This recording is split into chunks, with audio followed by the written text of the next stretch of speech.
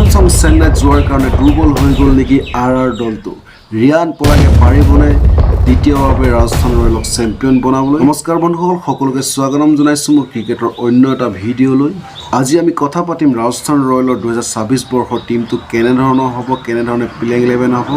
সকলোবোৰ কথা পাতিম এই ভিডিঅ'টো সম্পূৰ্ণকৈ চাব সকলোতকৈ ডাঙৰ আৰু ভাল কথাটো হ'ল যে এইবাৰ ৰাজস্থান ৰয়েলৰ নেতৃত্ব কৰিব আমাৰ অসম সন্তান ৰিয়ান পৰাগে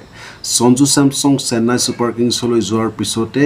ৰাজস্থান ৰয়েলৰ ফ্ৰেঞ্চাইজে ৰিয়ান পৰাগক এই দায়িত্ব দিয়ে আৰু ৰিয়ান পৰাগৰ কাৰণে ভাল খবৰ যে ৰাজস্থান ৰয়েলৰ প্ৰথম তিনিখন মেচ আমাৰ গুৱাহাটীত হ'ব যেহেতু ৰাজস্থান ৰয়েলৰ দ্বিতীয় হোম গ্ৰাউণ্ড হিচাপে বৰ্ষাপাৰা হয় ৰাজস্থান ৰয়েলৰ শক্তিশালী বুলি ক'বলৈ তেওঁলোকৰ বেটিং লাইনটো বহুতেই শক্তিশালী অন্য দলতকৈ যদি চাবলৈ যাওঁ তেওঁলোকৰ অপেনিং পেয়াৰটো বহুত শক্তিশালী এছ.এছ.চি. জয়ছৱাল আৰু বৈভৱ সূৰ্যবংশী আমি বৈভৱ সূৰ্যবংশী আণ্ডাৰ-19 খেলত দেখিছিলোঁ কেনেধৰণে বিপক্ষ দলক তেওঁলোকে ধুলাই কৰিছে অপেনিঙৰ পিছতে আহি যায় চিমৰন হিটমায়াৰক আমি সকলোৱে জানো তেওঁ এবাৰ T20 ৱৰ্ল্ড কাপতো বহুত ভাল ফৰ্মতে দেখিছোঁ আৰু তেওঁৰ পিছতে আহিব আমাৰ অসম সন্তান কেপ্টেইন ৰিয়ান পৰাগ আমি বিগত 3 বছৰ আমি দেখিছোঁ যে তেওঁ IPLত খুব সুন্দৰ প্ৰদৰ্শন কৰি আছে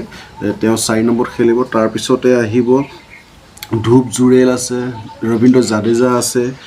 চেম কৰণ আছে বহুত কিজনে ভাল তাৰকা বেটসমেন আছে সঞ্জু চেমছং যদিও এজন অভিজ্ঞ খেলুৱৈ বৰ্তমান ৰাজস্থান ৰয়েলত নাই কিন্তু ৰবীন্দ্ৰ জাদেজা আৰু চেম কৰণৰ দৰে দুজন ভাল অলৰাউণ্ডাৰ ৰাজস্থান ৰয়েলে পাইছে আৰু বলাৰৰ ক্ষেত্ৰতো যদি কওঁ বলাৰো বহুত ভাল বলাৰে আছে এবাৰ ৰাজস্থান ৰয়েলত জাফৰা আছাৰ আছে নন্দী বাৰ্গাৰ আছে আমাৰ ইণ্ডিয়ান বলাৰ সন্দীপ শৰ্মা আছে তুষাৰ দেশপাণ্ডে আছে কুলদীপ সেন আছে আৰু স্পিনৰ ক্ষেত্ৰত যদি ক'বলৈ যাওঁ ৰবি বিষ্ণই আছে ৰবীন্দ্ৰ জাদেজা আছে মানে ওভাৰঅল যদি চাবলৈ যাওঁ টিমটো খুবেই সুন্দৰ দুৰ্বলৰ ফালৰ পৰা যদি মই চাবলৈ যাওঁ দলটোৰ বেছিভাগ খেলুৱৈ ইমান এটা অভিজ্ঞতা নাই ইণ্টাৰনেশ্যনেলৰ বৈভৱ সূৰ্যবংশী হওক বা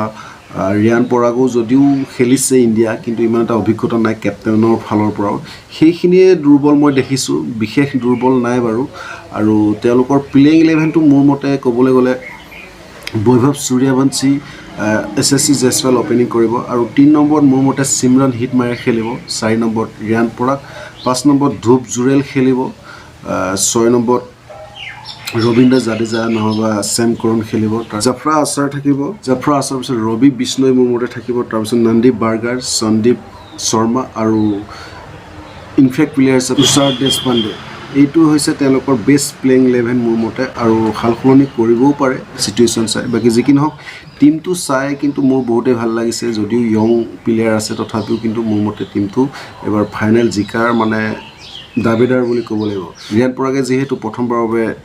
কেপ্টেইনশ্বিপ কৰিব IPLত আগতেও কৰিছিলে যদি পাৰ্ট টাইম কৰিছিলে কিন্তু এইবাৰ ফুল টাইম হ'ব লক্ষণেই হ'ব যে ৰিয়ান পৰাগে কেনেধৰণে ৰাজস্থান ৰয়েলক লৈ যায় যিহেতু তেওঁ আণ্ডাৰত ভাৰতৰ বহুকেইজন তাৰকা খেলুৱৈ খেলিবলৈ গৈ আছে কেনেধৰণে তেওঁলোকক লৈ যায় সেইটোহে লক্ষণীয় হ'ব আপোনালোকৰ মতে এইবাৰ ৰাজস্থান ৰয়েলে কোনটো পজিশ্যনত থাকিব ফাইনেল জিকিবলৈ পাৰিবনে কমেণ্ট বক্সত জনাওক আৰু মোৰ চেনেলত যদি প্ৰথমবাৰৰ বাবে আহিছে প্লিজ চেনেলটো ছাবস্ক্ৰাইব কৰি দিব আৰু যদি ফেচবুকত চাই আছে প্লিজ ফ'ল' কৰি দিব সকলো ভালে থাকক জয় আই অসম